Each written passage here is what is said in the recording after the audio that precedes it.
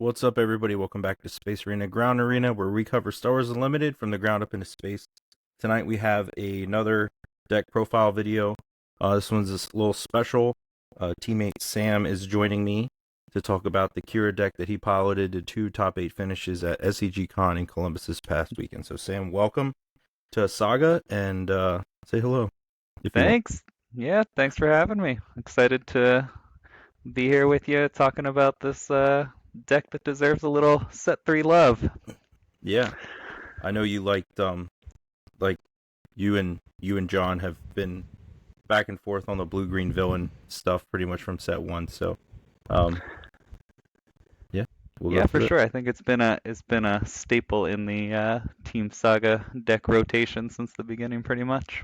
It was the team deck that nobody played but John there for a little bit, but Yeah. Yeah, those are good times. yeah. All right, so we'll get in. I got to click over here. We'll get into it. So this is how we're gonna do it. Sam will give an overview of the deck, talk about why he likes the leader, the stages of the game for him, how he plays his stall trade game, the ramp game, removal, and his top end. Talk about why perilous position is in such a good position in the meta. We'll talk about how you actually play it, sideboard, um, what you side in and out against certain matchups, and possible adjustments to take the deck even further. So, real quick, I'll let you take over from here and give a nice overview of your deck from this Sounds good. weekend. It sounds good. Thanks. I think it sounds like a good outline we got there. So I just want to, start by saying in general, one of the things that's cool about Kira, and the reason I think it was a good choice for this past weekend in Columbus, and a good choice generally if you're looking for a deck to pick up right now, is it's a bit of an unknown meta game. We're at the beginning of a new set. Boba just got banned, so there's a lot of stuff out there. And one of the cool things about Kira is how flexible she is. There's a lot of different kind of build paths you can take with the deck. We'll talk about some of the alternate build paths that I didn't take kind of later on, but it's a very adaptable deck, which we kind of mentioned already at the top, saying we've been working in blue green villain since Cent One with Krennic, and then last set Kira and Krennic both, and then now evolving into set 3. And over time the deck's kind of gone through a lot of different phases. There's been a lot of different builds that have been successful, but you have a lot of adaptability here. And so I think we're going to talk about kind of the way I have this built sets up a certain game plan, strategy in general that we're going to walk through. But it's pretty easy to tweak that game plan with a few deck changes. And I think Kira as a leader and in this color palette specifically will pretty much always be relevant in the meta game, because of the flexibility she provides. At least as long as Overwhelming Barrage is a legal card, I think Kira will be a strong leader choice. That's fair. That's definitely the one advantage of Kira over Krennic is the much stronger overwhelming barrage play um, with the leader. So talking about Kira, why Kira, and the leader, why her over Krennic, why her over Iden, why Kira for your blue green villain. Sure. Um, so there's a few things that are nice about Kira. Um, One is, part of that, there's the overall kind of meta flexibility that we just talked about, but as a leader who deploys on 5, um, but has a relevant deploy ability in a lot of scenarios, she also provides a lot of, in-game kind of utility and flexibility. So just talking about this past weekend, right? Like there's a couple games that we won against, say like Boss Control or Palpatine, where we were trying to just like ramp and deploy Kira really fast, use her as a pressure applier, to try and kind of get ahead in the game. And then there's some other games where we're playing against maybe, like Quinlan Voss or some Anakin or some more mid-range leader where you're kind of sitting on Kira, to make her actual deploy have the biggest impact. And there you're using her more as kind of a control piece. So I think one of the advantages is, Krennic as a leader, or Iden as a leader, like they're they're a little more linear in the sense of what they're offering to you with their deploy and their kind of power as an attacker. And QiRa, I think, provides, a little bit more flexibility in terms of how you're using her in game to respond to what your opponent's doing. And then importantly, we will talk about this as a little teaser here, a little preview. Her action ability, her leader ability, interacts very well with one of the new cards in set three, which I think this deck took advantage of a lot over the course of the weekend, and I think you're going to see um, Kira's leader ability and one of the new set three cards working together in tandem throughout the rest of the set three meta here. Yeah, and if you played on stream this weekend, and I think we saw that in action.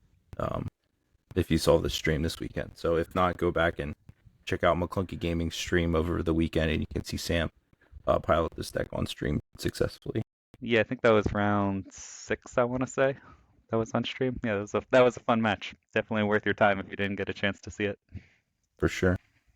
All right, so the first step of your game plan. Yeah. So like I said, I have this deck built, the going with the I guess 30 health base here and the build that we highlighted at the beginning. Um it varies by matchup, but in general, if I was handing you this deck, Banana, and saying, trying to take you through the general steps of the game of how you want to play it. I think there's four kind of gameplay phases that this QiRa build at least wants to go through. So the first one, we've labeled here as kind of trade and stall. And this is just your buy-in time early against some of the more aggressive decks, or really whatever your opponent's trying to do early on. And so we're highlighting here the new set three cards that we took advantage of. And I think guess we'll just talk about these compared to like the cards that previously occupied these deck slots. So starting out with our boy Rune Hako here, Rune Hako. I don't know how it's Hako Hako. That's You close know? enough. All right, one of those Rune, our boy Rune, who really I think competes with what was previously kind of the High Balloon Enforcer spot in the old set two Kira builds. And to be honest, I would never really liked High Balloon Enforcer, so I didn't need much of an excuse to get it out of the Swap it. deck list myself. Yeah. Mm, yeah. But Rune, is pretty much a Viper Probe droid on turn one, which is fine. Against like Sabine decks and stuff, you having a 3 power guy on the board early is never really a bad thing. It pretty much trades with almost anything your opponent can play turn one, except for like the new R2 unit now. Um, and then the upside, I'm not gonna say that the when played ability on Rune here is like, game breaking or anything like that. But it has a surprising amount of utility, especially grabbing this guy off of a Vader late. There were a few times over the course of the weekend playing this deck where I grabbed Rune after a unit died off of a Vader play to either let Vader, kill a 6 toughness guy or survive a 7 power attacking into a 7 power unit. So the one plate ability isn't, completely irrelevant, and just having that little bit of late game utility is enough of an excuse for me to stick it in here as, something I'm not sad to start out with on turn one, and then also has a little bit of late game utility that sometimes you can take advantage of. So that's Rune. And then if we flip over to the right side here on calculating Magna Guard, similar, I think the cards that this is most directly in competition with from the older sets is probably the Phase 3 Death Trooper or Childson, maybe in some of the old Kira builds that were 30 health. And so just thinking about it compared to Phase 3 Death Trooper, which is, a permanent sentinel, this guy offers the utility of that one additional health, which I think is pretty relevant just like if we just consider right now the leaders, there's a lot of leaders that attack with a base power of 3. So for instance, you got Sabine, Django, Quinlan Voss, Asajj Ventress, Ray, Hantu. There's a lot of three power of attack is kind of like a magic number. Also, a lot of units like Greedo, Boba unit, Toro Calican. There's a lot of stuff out there that attacks for three. So Yep. that additional health lets our calculating Magna Guard survive some attacks that the Phase 3 Trooper doesn't. So even though you got to do a little work sometimes to turn on the actual Sentinel, the fact that it survives a lot of those things and gives us a chance to kind of hit back a little bit, I think is pretty strong. And then, one of the other advantages it offers over, say, something like Chiltsin is mostly that you can grab it off of Vader.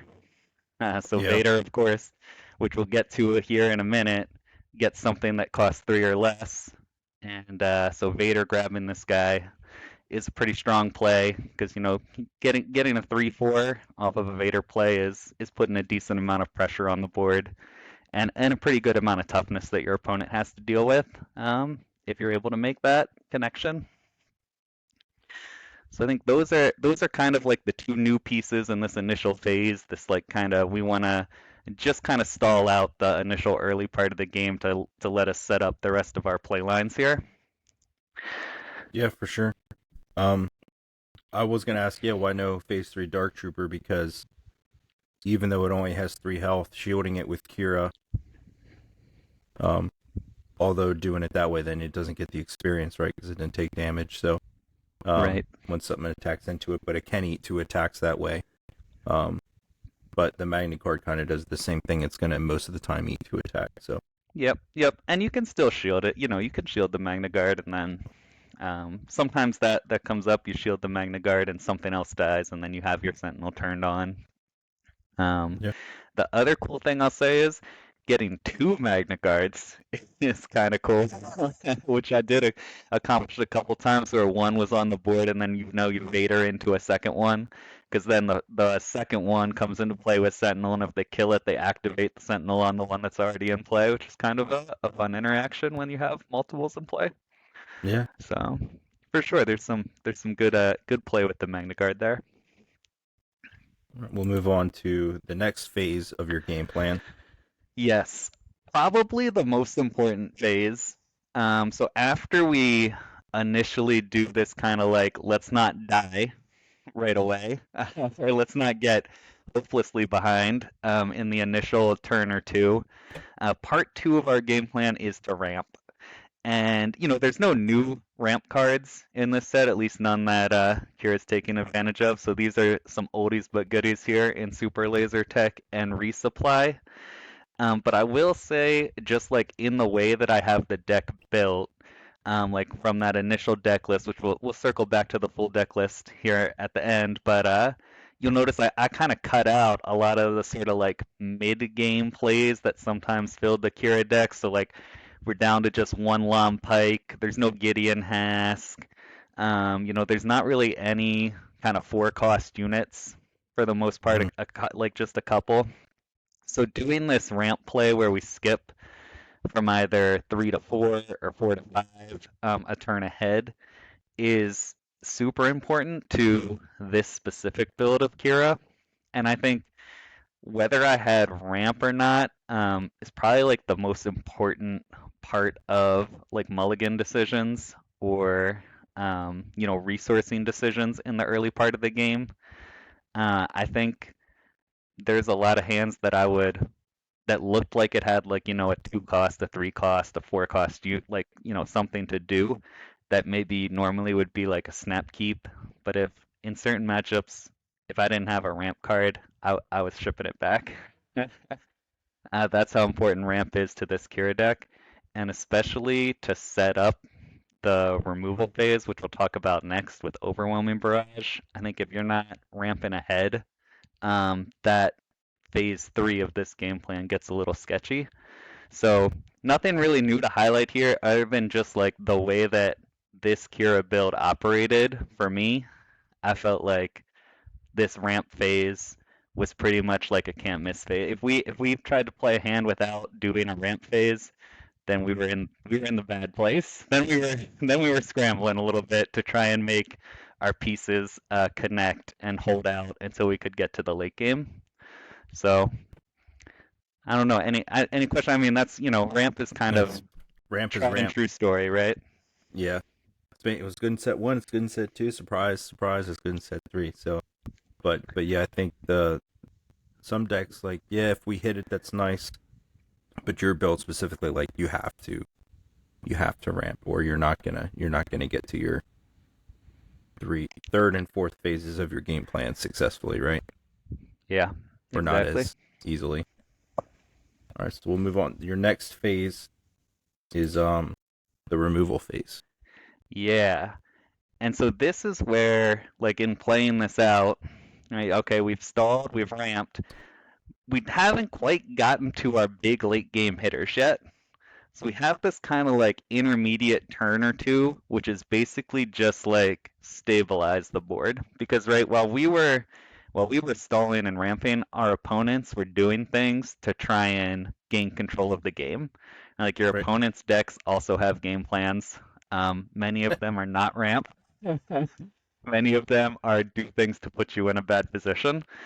So this removal phase is pretty important, and specifically, I mean, Overwhelming Barrage since set one has been one of the best cards in the game, and I'll say one of the reasons why I think that ramp step is so important to this deck's game plan is because we don't have the Gideon or the ECL, whatever Steadfast. If you go back to Krennic days, like our main initial on five overwhelm target is Qi'ra.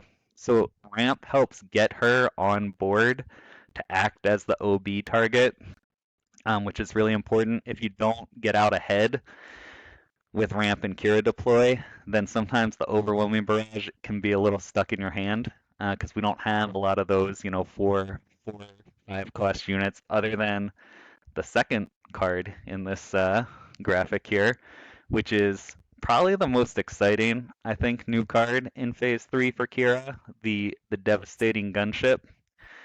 And the Devastating Gunship serves a lot of purposes in this deck. I think it's kind of the heartbeat of the deck in the sense that it acts as both this removal step to kind of stabilize the board, also transitioning us into the late game step, and then also it's kind of our only non-Qi'ra setup for the initial overwhelming barrage on 5 or 6 turn area to kind of clear the board if Qi'ra doesn't survive to do it. Um, so the devastating gunship's playing a lot of roles. It's really good right now specifically. I had it in the deck list honestly before the Boba ban, just because of all the, Boba units that get hit by this. Seventh Fleet Defender, Crafty Smugglers, Ambush Forlums that survive with a health or two left, Ambush Bosk that survives with a health or two left from whatever they're ambushing. So I think it killed a lot of things. And then, okay, Boba got banned, but then now we're seeing the rise of these kind of Django vet decks that play a lot of similar units, a lot of similar game plan. And just with Kira's ability too, her deployability that puts damage on stuff, sets up the devastating gunship really effectively. So I mean, there were a lot of games against mid-range decks specifically where you go ramp, Kira deploy, gunship something that Qi'ra just weakened, and now you have, the board stacked, and all of a sudden they've lost a unit while you've put a unit on the board. So really strong kind of swing play on 5. And then once you get it out, of course, Kira's ability after she dies to give this thing 2 damage and a shield. Now you got a shielded 5 attack guy in space, which is, really powerful, really difficult for a lot of decks to deal with. And then even if they knock the shield off, 5 health's a great number for this guy because Kira can shield it again potentially and make it a 7 power guy in space. And if you get to that magic kind of 7 power shielded unit, that can be game over in a lot of circumstances. Oh, so it Yeah, just interacts really well with QiRa on a bunch of different levels. yeah, and the overwhelming barrage too is always brutal with Kira, where she deploys and she nukes the health of all your opponent's units, and then the barrage just clears the board. Like it's Kira in the barrage has to be the strongest barrage play in the game. I can't think of a stronger one just because of the way her deployability interacts and how overwhelming barrage makes it even better. So, and the Yeah. devastating gunship you've proven on the stream. Right, this is the card we kind of teased earlier, that on the new card on the stream that you played very effectively, and like I just all those 2 health spaceships is like they're just deleted. Right, the only one that stands is the lurking tie, but then right Yeah. you just swing into it, and then Yeah, there's definitely a little bit of an awkward window there to be aware of. I think if you're playing against the Django deck, where sometimes they have Lurking Tie and you gunship to kill something else, but then you still have to like go through this extra phase to get the attack in. And we'll talk about that about the ECL option I think at the end. But yeah, there's definitely a little bit of awkwardness still with the Lurking Tie Phantom for sure. but I mean you have other tools in the deck to deal with those. So Yeah, for sure. And then I guess we'll just call out here quickly before we move on that I was playing, 3x Vigilance, which I personally like a lot. And then I think Vigilance also interacts well with like a lot of what we've been talking about, where the way we have this 30 health build going, where we've kind of cut out the middle units, Vigilance also takes advantage of whatever Kira deploy left behind and gives you that 5 health boost to kind of survive to get to, okay, here comes our big thumpers now at the end of the day. So I think all three of these cards act in that role of kind of we ramp to Kira deploy. Kira deploy is super powerful and interacts well with all three of these cards. And then all three of these cards transition us to this kind of final phase of the game we want to get to. which is your top end? Yeah, 100%. Some pretty powerful dudes here. Yeah, So I think, yeah. starting with Vader, and I was playing a 2-2 split of Vader and Maul, and I think people go in different directions. They're both good in different scenarios. Um, Maul's very good at deleting things in one attack, and especially if some of the new like Anakin decks become popular. There's a lot of seven toughness leaders out there that deploy on six. Rey, Anakin, I mean even Django. Having Maul that can just swing in, ambush, and delete one of those problematic leaders is really powerful. But then, Vader on the other hand brings a friend along with him. So especially against, like the heavy control decks, like the Bosk decks, the getting the extra threat with Vader is really important, or having him, kind of start to turn the unit count on the board in your favor, is really good. So both of them have their place. I kind of like playing them as a split. If you prefer one or the other, that's fine. Um, and then Snoke and Avenger. I think everybody is familiar with the power of these cards to just end the game. Snoke is so tough to fight through, particularly if you watch my match with the against Quinlan Voss on stream. Snoke in game three kind of came down and was the deciding factor in the game, where it just weakened all of my opponent's units to the point where they couldn't really effectively finish me off, and gave time for Snoke to attack and win the game. So his static ability is just super powerful against a lot of decks. And then, Avenger, if you get there and they don't have a lot of units on board and they don't have an answer to it, I mean, there's no real breaking Avenger lock once it's established with QiRa. So I think if you can get to this phase of the game, if we can get effectively leverage QiRa deploy and that removal step to kind of set up these cards, except for like, the super control decks that are running like, multiple copies of Super Laser Blast or something like that. It's pretty hard for any deck to get out from under QiRa once she starts hitting these units, and once they start hitting the board in and taking over, this is where we're winning most of our games in the phase where we're dropping these kind of heavy hitters at the end of the game. For sure. Snoke is just so like he's backbreaking for like 90% of the decks, right? Like the only one that probably in this late game stage that might be able to get around it is the Anakin decks if Anakin has like lightsabers on him because Snoke doesn't hit leaders. So but other than that, I mean, there's other ways to deal with Anakin, obviously, but like Yeah, Avenger. for So sure. or not Avenger. Avenger's not leader also. So you got to Yeah, have your other answers. yeah, I think if Anakin starts, picking up or becoming like a real force in the meta game, then you might see, Rivals Fall coming back in as an option, which I didn't have in the deck this weekend just because of Boba ban and didn't really, know what to expect, so went for a more flexible option. But if Anakin with lightsabers starts becoming an issue, then I think you'll probably start to see some of the Rivals Falls creep back into to builds like QiRa for sure. Yeah. I don't have how I know you were running one copy of Devastator main deck. Was that did you get to it at all over the weekend? Yeah, I played Devastator a few times. It was usually it was usually pretty good when I cast it. Um, I could certainly see that's one of those places where, depending upon how the meta goes, that maybe gets slotted into the sideboard or dropped for, something that's a little cheaper. I don't think running a Devastator is strictly necessary.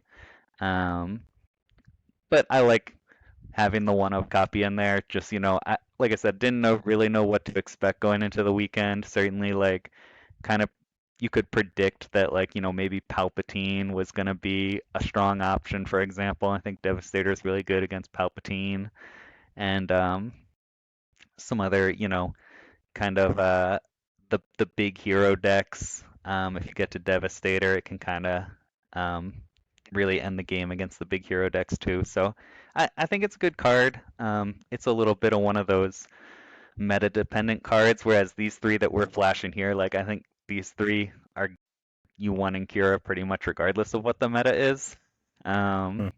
Because they're the primary finishers, but Devastator is probably one of those flex spots, I think. All right. So a card that's in a good position, perilous position. So Yeah, 100%. This is one of the more exciting cards, I think, too. And we didn't fit it into any of those four phases because it's really good in all of them, kind of. It's just a good get out of jail card with QiRa, I think. So where whenever our draw doesn't go perfectly, or our opponent has a really good draw maybe, and they're starting to get ahead, this is one of the best cards for QiRa to, I think, utilize to kind of claw back into games or deal with a problematic threat. So putting this thing, for example, as an answer to maybe an opponent's TDR play or a Han Solo that's come in and ambushed something and is now threatening to take over the game. Um, or even a leader that has gotten an equipment, say like a Quinlan Voss or an Anakin that's picked up a lightsaber, and your opponent's setting up like a big threatening turn, and you can just whip out a perilous position to kind of shrink them back down and take them out of play for a round. It is really strong. So I think just in the way that a lot of decks are trying to operate right now, this card is really good. Um, and also probably the deck's best answer right now to Lurking TIE Phantom, in my opinion, mhm. which is obviously a really big player with the Django decks. So I think just overall like a really high utility card.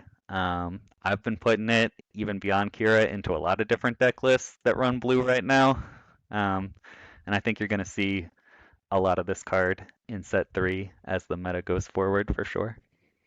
Yeah, I think this card's awesome as like a utility piece. It has so many uses and spots to play it. Like it's just an overall great. Sometimes it's a 3 cost tap a unit. Sometimes it's a 3 cost delete a unit. But whenever you play it, it's always useful. Yeah. It also, I'll say, interacts really well with the devastating gunship that we talked about, because a Hmm. lot of times it can be used to kind of shrink one of your opponent's problematic units into gunship range to kind of set up the gunship play the following turn, which is really cool. Yeah, that is cool. Now, how do you actually play the deck? Right, we talked about the phases. We looked at it overall, but what do you actually do? What are some pros and cons of this deck versus other decks in the meta?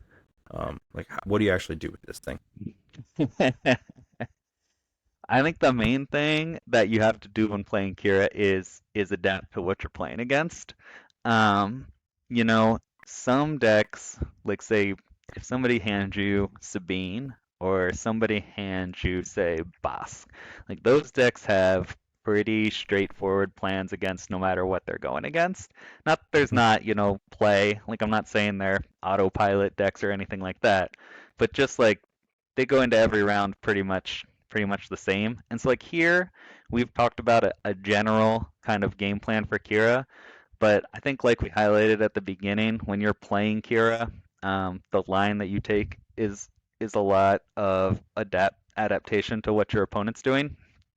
Um, so you just got to be prepared kind of to understand with each resourcing decision, like what the best line is to get you to QiRa deploy and then to get from QiRa deploy to your top end. And so that kind of varies from, deck to deck what you're playing against. So the pros and cons of that, of course, are like the pros are there's pretty much no matchup that you sit down with QiRa in your hands and think, oh, I can't win this matchup. Right? Like every matchup that you play with QiRa is winnable to some extent. Um, maybe the person sitting across from you is just, really good at the deck they're playing and they're going to beat you, but that's not really a deck limitation at that point. The con, of course, is that I think there is a little bit of a skill cap to QiRa. Maybe not quite on its like highest, say like a Han 1, which I think has like a really high like skill learning curve to play Han 1 effectively. But QiRa is probably a little bit on the higher range of leaders that you could play there, where you probably definitely, I think, need to get some reps in to understand your play lines against different decks to really kind of like master the play patterns effectively. So I think that's kind of pros and cons, and where it is in the metagame right now. I don't know if you would what you think, Manem, but like I wouldn't say it's at the top. Like I think there weren't that many people playing it in Columbus, honestly. I don't know if anyone outside of me was really running it this weekend. But it's one of those decks that's always gonna be there as like a litmus test, I think, to whatever deck is trying to lay claim to the top of the metagame. Like, it's a good balancing force that I think keeps a lot of other decks in check from like becoming too oppressive. So like even in the oppressive Boba era, right? I mean, QiRa was kind of one of the potential anti-Boba options out there that people would turn to if they wanted to go into a tournament and be like, I don't care, how well I do, I just don't want to get beat by Boba every round. Like this was Hmm. this was kind of the role QiRa played, and I think we'll kind of see that as it goes forward, where QiRa is one of these decks that kind of like gut checks the potential problematic decks that are threatening to take over a metagame. So real quick, I got a question, or not a question, more of I want you to do something for me. All Okay, right. so give me the 2 decks that you think are the best matchup to play QiRa against, and then 2 decks that are the toughest matchups for QiRa at the moment. Hmm. I think in general, the decks that are easiest are kind of like the mid-rangey decks like Quinlan or Anakin or maybe like some of the villain decks that are trying to be aggressive but aren't quite as fast as like the super aggro decks, like maybe like Cad Bane, um, somewhere in that range. Sorry, I know oh gosh, I just said Cad Bane was an easy matchup to BananaCrapshoot. Oh my gosh, what am I thinking? I take it back. I take it back. Mm, Um, but I think those matchups uh, are generally speaking the preferred matchups for QiRa just because those decks aren't going to pressure you hard enough um, to the point that you can't get to those kind of phase 2 and 3 that we talked about of your game plan. And then they also don't really have top end that competes with you. Once you start hitting, Snoke and Avenger, those mm-hmm. decks don't really have the tools to fight with you on that level. So that's why I think those matchups are generally the ones that I like seeing across the table for me the most. And then in terms of hardest matchups, I think the matchup that I least like playing is the like no unit control decks, like the Bosker Iden that's just like um, you know, gonna mill you. And in those matchups, like there's a lot of game plans QiRa can kind of take against those decks. Some of them you have to have kind of built into your sideboard, which I didn't necessarily do for this weekend as effectively as I could have because I wasn't expecting necessarily those decks to have a very huge presence. But you know, those those decks just kind of like warp your game plan.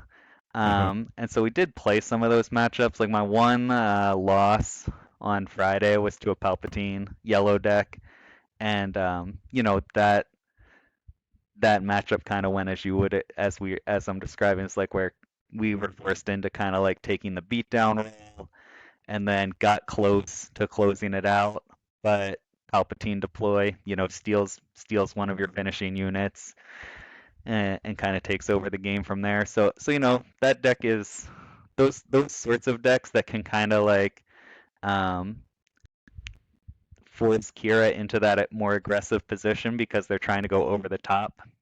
Those decks can be a problem, I think. All right, sounds good. Yeah. So if you're in Sam's local, play no unit Iden when you Yeah. know Sam's coming. Many have tried.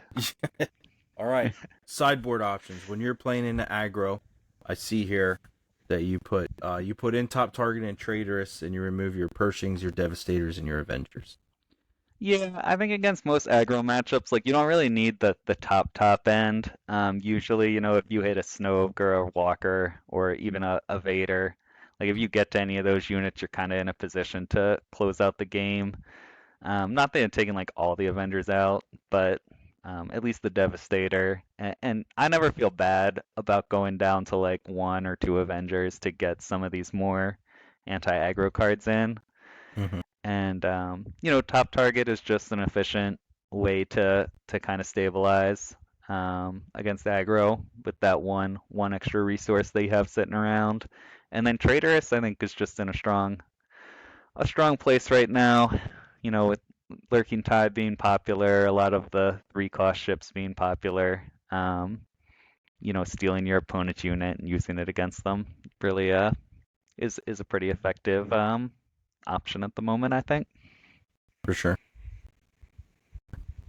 Mid range, you're putting in your Super Laser Blast, Palp's Return, and Traitors again, and you're taking out Devastators. You really don't like keeping Devastators main deck. And then you're taking out the Citizen Patrol Craft and the Vigilance. Devastator, like I said, Devastator is one of those cards that's good when you play it, but then like also if you have better tools in the sideboard, a lot of times like, well, what can I afford to get rid of here without affecting our game plan? And sometimes it's just that one of Devastator, it's got to go. But I would say the Palp's Return here and the Traders, those are kind of like optional. It depends on what exactly mid-range you're playing against if those cards are going to be effective. So like Palpatine's Return, right? There you're thinking about decks that are running hand hate. So like the hero decks that are on the force throw and pillage game plans. Palpatine's Return can be kind of an effective tool to fight against those uh, kind of strategies. And then Super Laser Blast is just kind of always a problem for those sorts of decks, I feel like. Back in set one, I played a lot of the Luke Skywalker deck, and I feel like Super Laser Blast is basically the sole reason that Luke Skywalker didn't take over the set one meta. So it's just like it's always an effective tool to wipe the board and then force your opponent to kind of reset and try to build it back up while you're playing, big stuff. Yeah. So And then your sideboard plan versus control, you're adding Relentless and the Palp's Return again, taking out Overwhelming Barrage and Takedown. yeah, I think when you're playing against the control decks, say like the Bosk or the Palpatine, and you're thinking about what removal spells are least effective, those are the ones like I don't really want to take out Power of the Dark Side because a lot of times they're playing, big single unit threats against you. And Mm-hmm. then similar to like Vanquish or Fell the Dragon, like you kind of want those answers to their bombs so that you can try to play yours and answer theirs. So that's where like I think takedown's the first event that I try to remove in those matchups, and then maybe even an overwhelming barrage just because you have to have a unit sticking on the board to play this card. And then it has to be powerful enough to defeat your opponent's units. And so yeah, I think those are the go-to options there. And I just note just a callback to our beginning kind of points here. In none of these three sideboard plans did you ever see out any of the ramp cards? Whether it's aggro, like I think one of your best plans against aggro is ramp to the removal suite and then catch back up, and one of your best plans against control is ramp to QiRa deploy and use her to pressure early, like I was describing. So I pretty much am never considering siding out ramp. And against control, you don't want to side out units because they're your threats. So that Mm-hmm. leaves taking out events. That's what we got to do. Yeah, makes sense. Yep. I like that you have a good plan. I never have a plan. I just have crap in the side, and then I'm like, I don't know. And then, Sure, make it up as you go along. yeah, That's what we're doing. That's what we're all doing most of the time out there. yeah. Yeah, like maybe I'll side in Java. Like you never know. All right, so adjustments, other ways you could go with the deck. Yeah, so like we talked about at the top, there's a lot of flexibility in the build here, and so of course one of the popular debates with QiRa decision points is always 30 health or ECL, depending upon how you like to play the deck. And I know, a lot of people have pointed out or observed that particularly the gunship is good off of ECL, which is definitely true. I'm not debating that fact. I went with the 30 health base just because, like I said, didn't know what to expect for the weekend, but was, the one thing that we kind of knew was probably still around was like Sabine and aggro. And I just think Qi'ra plays a little nicer for me personally, or at least the way I like to play the deck with the 30 health base versus the energy conversion lab into aggro. But there's definitely an option there where you add ECL. I personally think if you're putting ECL in the deck, then you're changing some of the other build components that we went over and the game plan a little bit because you're trying to be more aggressive with getting board control than what we've described with my build. So I would probably make some different card choices across the board rather than just swapping out bases, but it's an option. And then another kind of Cura option that I've been messing around with a little bit, I haven't quite gotten it to work yet, is potentially the Poggle turn one. It's not like our turn one plays are super amazing, like we talked about Rune, and he's fine. And Pike Sentinel's fine for what it is, but these are not like, uh get turn one plays that are deciding games. But Poggle has the potential to do a lot if you get him down on turn one and can activate him to get a couple soldiers out. So far, I've found the exploit plays to be a little slow to get set up and make your cool, exploit play. But I'm not ready to rule it out as a possible direction that QiRa decks could go in the future. Getting Poggle out early and then still, following it up with your Super Laser Tech or your Sentinel unit, and you're making tokens and then doing something cool with Exploit kind of on the back end. So I think that's definitely an option.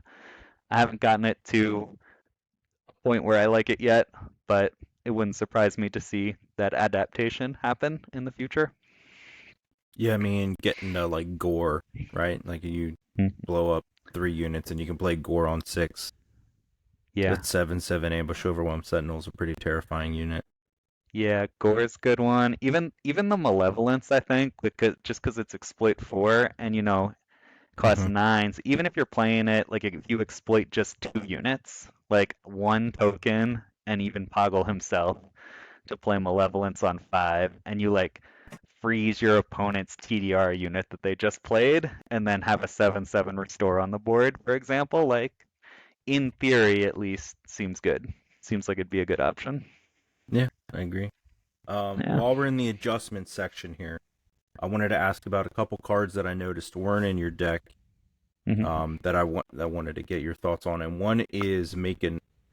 Is it making open? Whichever one gives the -2/-2 and heals your base. Yeah. That seems like that would be a card that you would have had in here. So I'm just curious on your thoughts on not having that or why you don't like it. It's not that I don't like it. I think that's a good call out for sure. And definitely in the if the meta stays slanted aggressively, like with the Django decks, I could definitely see getting a couple copies of that back in.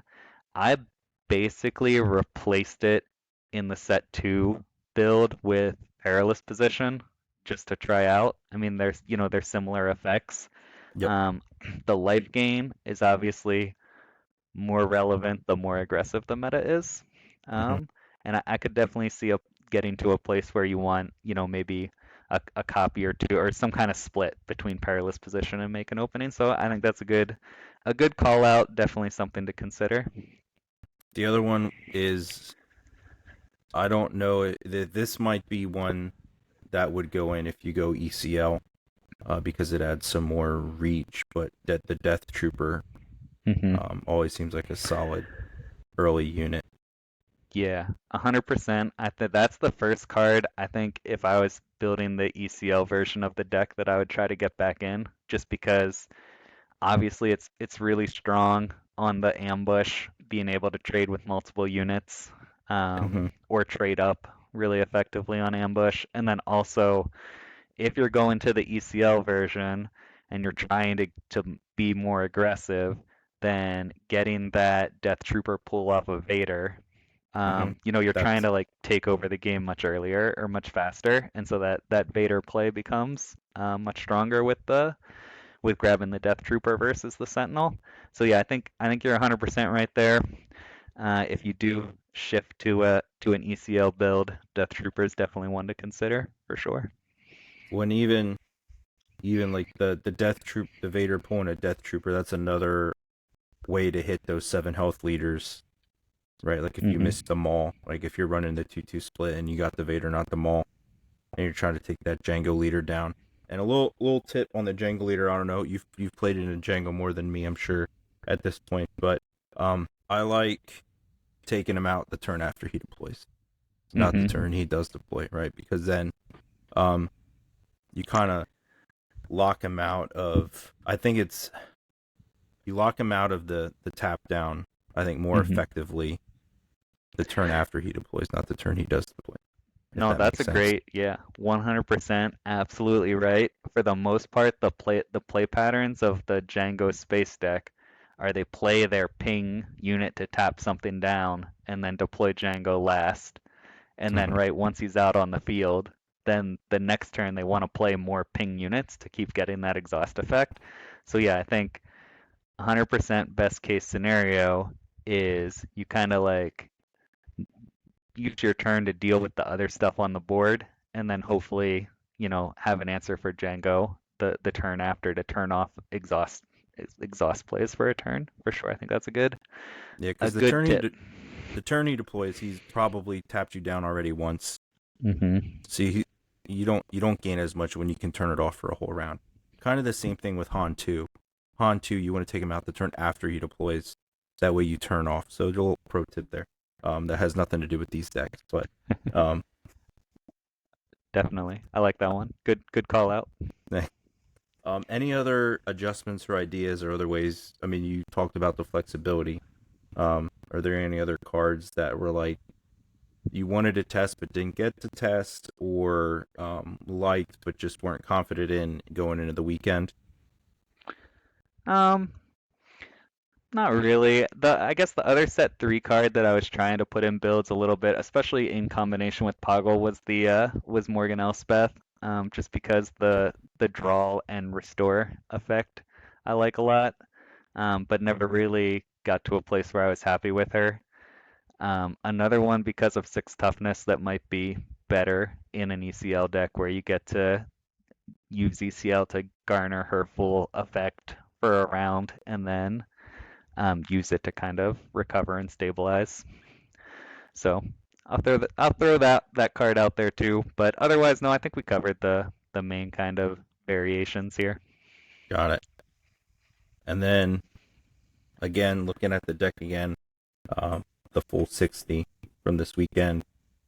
Two top 8 finishes on Friday and Saturday.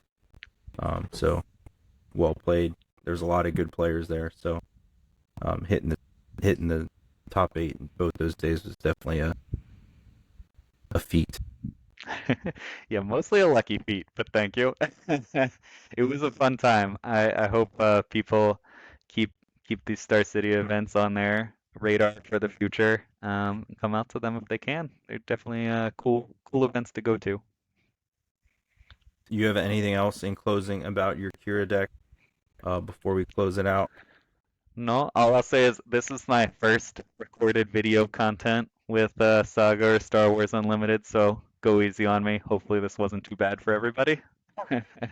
No, I think people will get a lot from it. I appreciate your insight into how you piloted the deck. So, I think we'll wrap it up there. And thanks for watching, and we'll see you in the arenas.